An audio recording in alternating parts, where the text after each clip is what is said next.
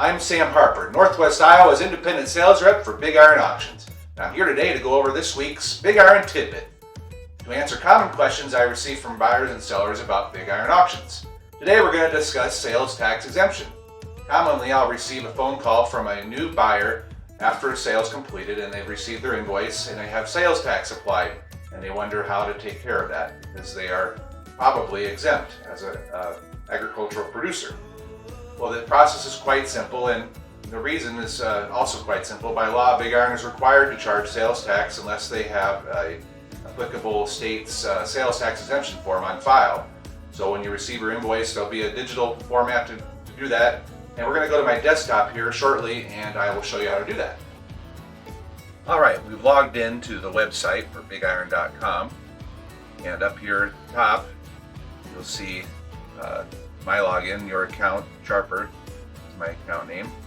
And this drop-down menu comes up. You can click on the various things that you need to do, but today we're looking at your account for tax exemption purposes. So at the bottom of this page, you'll go to automatic online submission of sales tax exemption certificate.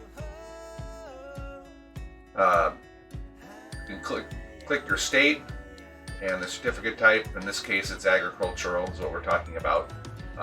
And hit send, and you'll receive an email with further instructions. But also click here for sales tax exemptions instructions. And of course, by law, BigIron is required to collect sales tax on purchases unless provided with a current valid sales tax exemption certificate applicable for the state and with the items were purchased. You can print and submit certificates or allow these instructions for submitting certificates online. So I've already walked you through the first step. The other way you might find this is if you've bought something and the balance due shows $100 in this case, within 48 hours we expect payment, and you can click here for the online submission of sales tax exemption certificate as well.